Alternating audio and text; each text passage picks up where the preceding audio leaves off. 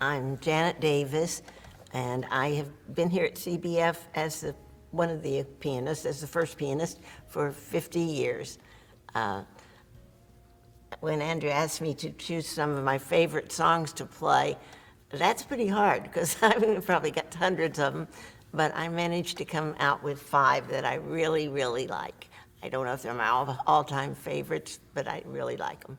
So that's what I have here, and I think the songs will pretty well speak for themselves. So.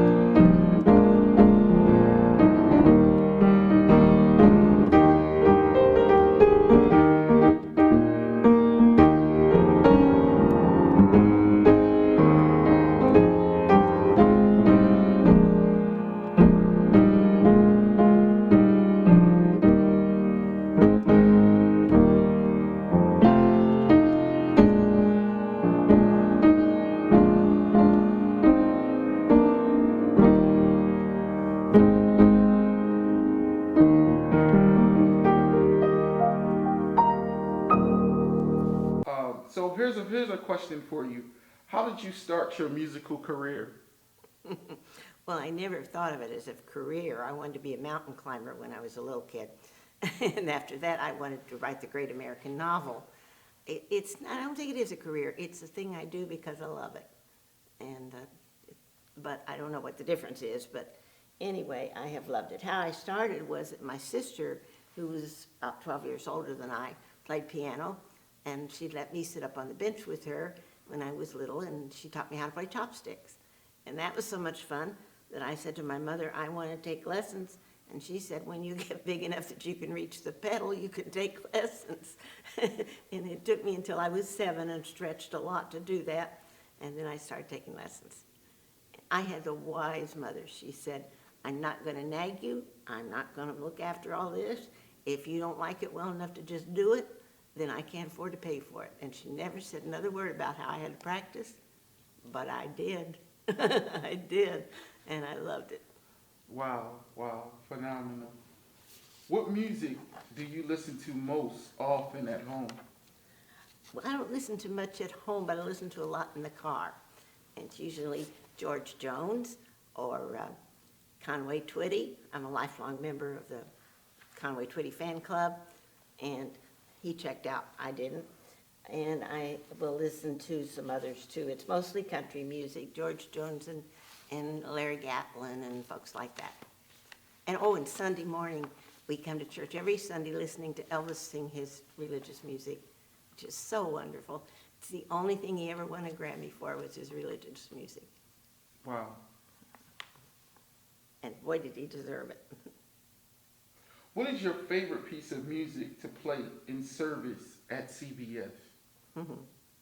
That's too hard. When we all get to heaven, Blessed Assurance, anything by Andre Crouch, anything by the Gaithers, like that. Probably when we all get to heaven if I had to choose one. But I don't know. And the Christmas music, especially We Three Kings.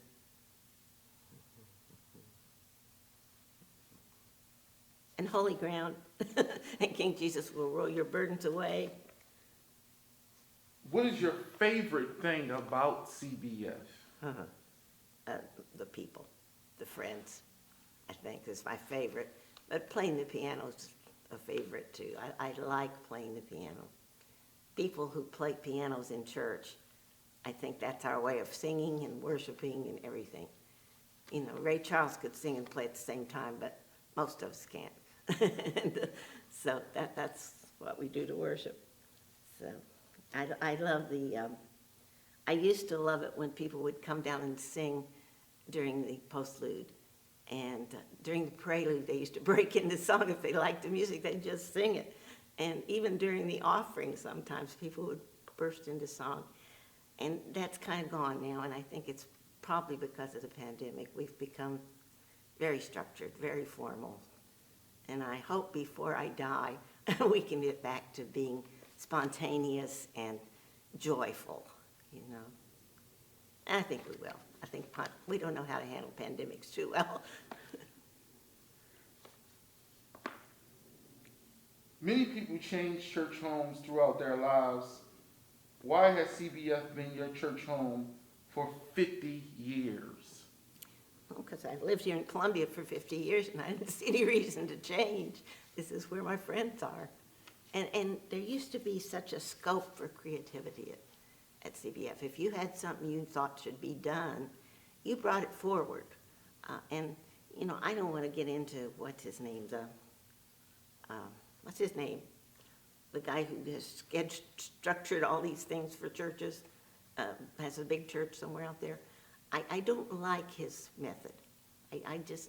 We should not everything should be done by committees, not everything should be done by church councils. It should be the people, all the people bringing all their gifts. And they did. And the Sunday service had people in it doing various things. One person read the announcements, somebody else read the scripture. I'd like to see all that people stuff again. And again, I think maybe this is pandemic stuff, you know, that you have to have structure to keep it going, keep it, you know. But I'm hoping we can be kind of spontaneous again before it's all over. Are there any particular church services over the past 50 years that you remember most vividly here at CBF? Well, I remember the charter service. It's the first time I ever played for the whole service. I was not the pianist for the congregation at that time. I was the pianist for the choir. And so we did, but the charter service, Jim Hamlin said to me, I want you to play it. So I did, and that was it. I never stopped playing and after that. And I've got a list of these services. I marked them down so I wouldn't forget them. The opening of the meeting house was wonderful. It was just wonderful. They got the building finished, but they left all the junk. And we were all here all night long, sweeping up junk and carrying it out of room 100. The first service in this building was CBF's sunrise service on Easter morning.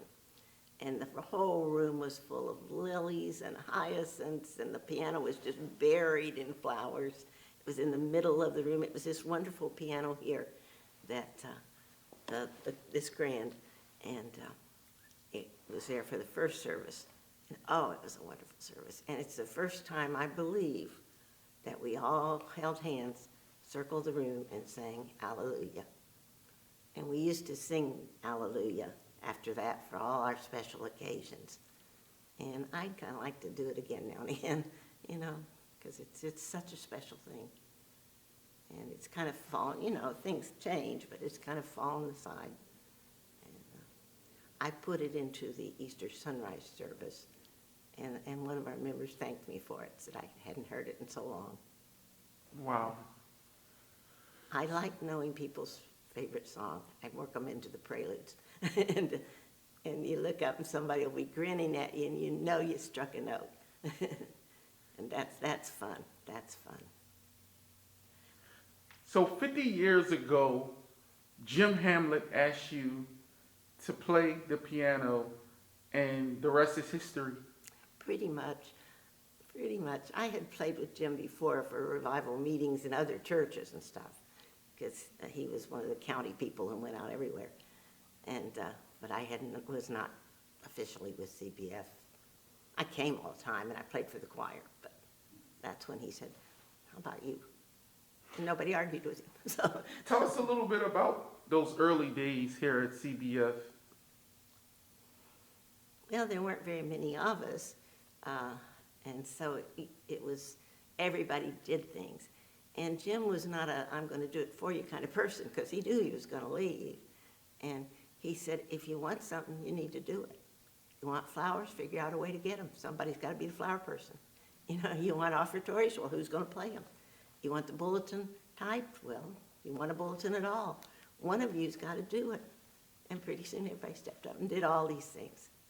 And some of us had to do more than one thing. We were young and then we could do it. We don't have that kind of, I don't have that kind of energy anymore. But somebody taught Sunday school, and we all had little kids, and it was a wonderful thing. We landed wherever we could. We met, first of all, in the Presbyterian church, first in Holmes, I guess, before I came, then in the Presbyterian church, but that was afternoon, and some of the guys were not happy because they were missing the football games, so we had to look for a morning spot. We went to one of the grade schools. It was just freezing. They'd turn all the heat off on weekends, and I got a pair of gloves without fingers so I could play with them, but that didn't last long. That didn't last long at all. And then the Lutherans took us in next, and we were in the Lutheran church, and lots of neat things happened there, but we were a little older there. We got a wonderful choir director. He was so good, and we did so many things there. We did the Messiah. We did cantatas. We did, I don't even remember what all we did, but there were some other things. they kind of, probably wrote them down, but just all kinds of neat things there. And then the meeting house opened, and we moved over here, and we had our adventures here. We bought our own organ early on. It was ancient. and it was a tube organ. You could not get tubes anywhere for it. And every now and then during the middle of a song, this organ would just quit. And I'd have to climb down, take the back off, and take the tube out, wipe it off on my clothes, get it clean, blow on it, put it back in, and then I'd go back and finish the hymn if I got there in time. Or I'd run across and play the piano or whatever. And since I was the only accompanist that time, I had to run back and forth. And I could signal. This was during John Woodall and Steve. And I could say, pray longer, and they would. Well, I got myself back and forth across the room. So it was lovely. It was just lovely. We were all friends. We partied together. And we just welcomed people. We wanted all kinds of people. If you want to come on, and we were all buddies. So over the time, your music program grew. Can you tell us about some of those people that you love to play and hear sing with you? Yeah. Well, our music program grew immediately, got great big, with Dennis Keller as our director.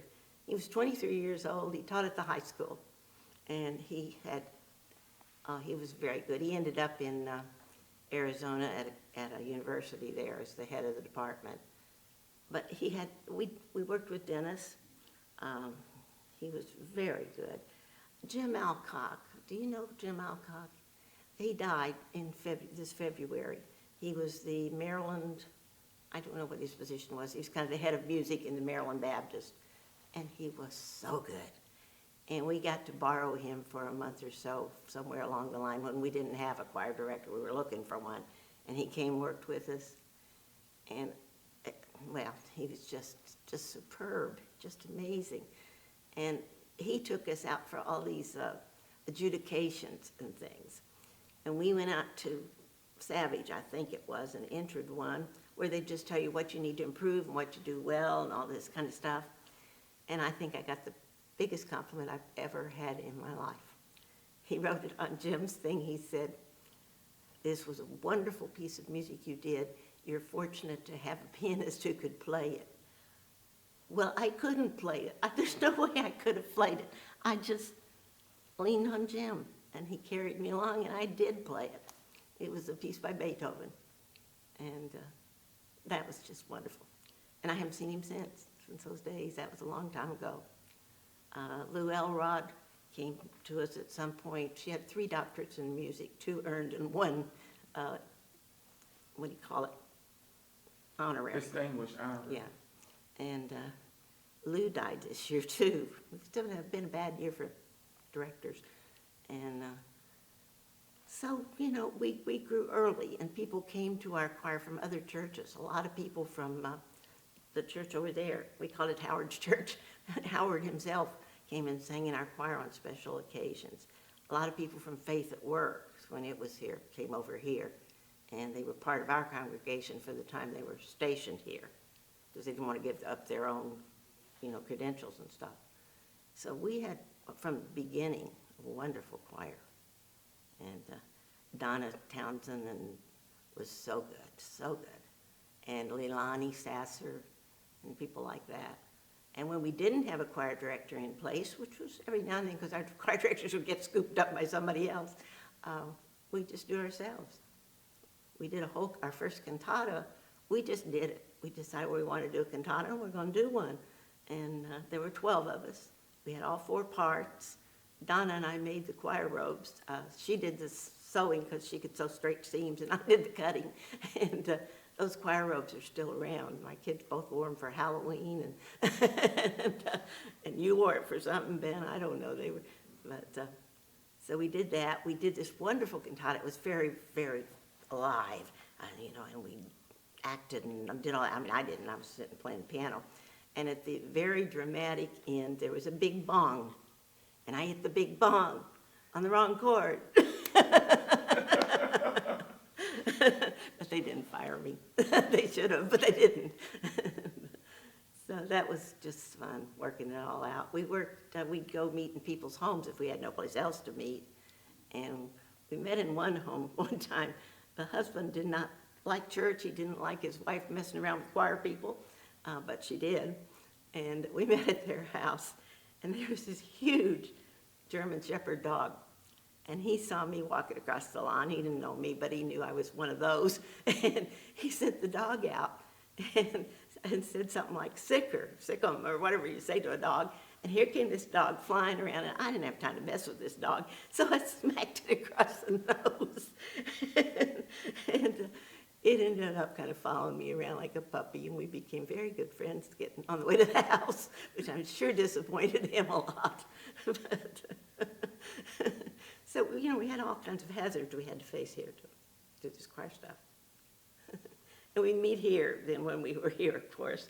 And my son was a little kid then, and my daughter was not much older. She'd sit in the back corner and color, and he'd sit with Idella. And he wanted to grow up and sing with Idella, and he did. I have a recording of him singing with Idella. They sang King Jesus. King Jesus will roll your burdens away. So, and Idella still keeps in touch with my kids. So, and they with her. So I don't know, is that what you wanted? Yes, I get carried away here. No, that's good. That is phenomenal. There are lots of weddings. I played a bunch of weddings for the meeting house because there weren't too many of us playing instruments then. There was a pianist in Howard's church, but she worked all day, so she couldn't always do all these things. So I got most of the funerals and a lot of the weddings. And the weddings were funny. They were usually Baptist Jewish or something crossed, like that. And they'd come in with requests like, one of them was, we want to come in to send in the clouds, and we want to go out to the impossible dream. And that's what they did. And Donna Townsend and I played at Whiskey's. They'd call us for funerals. The organ was in the basement in the embalming room with anybody around who hadn't yet been embalmed. And I was down there. And she'd be up in the chapel, and somebody would have to run down and tell me, start now. And she had to follow me because we couldn't see each other. So we did that for a long time. Those were kind of funny, too. He didn't believe in that God stuff. He wanted only sea songs. So I played things like Ebb Tide. And just weird things. One was a cantor. The cantor was upstairs and I was downstairs. He would sing a line and then I was supposed to play it. And just, okay, I was going to write a book about, 8 years on the bench, but I never got that done. No, it was fun stuff, though. Really was. So tell us about, you raise your kids here, you play music here.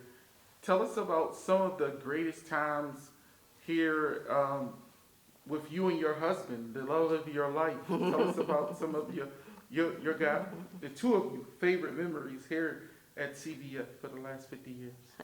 Well, we got married here and had a beautiful wedding. It was very much a wedding that we designed, and it was supposed to be conducted by Woodall, John Woodall, but he left and forgot to tell us that he was leaving, so here we are without a preacher. So we were married by the Lutheran minister, Dick Fensky, and we had daisies for everybody. I think I mentioned something about, I wish we could give out flowers to people. So we then, of course, went out and bought all these daisies, and we handed them out. Idella sang, of course, and she was accompanied by Joe Loftus, our guitarist at the time, and it was just a beautiful, beautiful wedding. And then we had a potluck dinner in the basement with lots and lots and lots and lots of people. No, there's no basement. Where was it? It must have been in that room, I guess. And it was just lots of fun, lots of fun. And our people who stood up with us were, with Ben. There neither one here anymore. Where are they? There was Burl Little, who has died since, and there was Paul Robertson, who's at another church now. So it was a great wedding. It really was.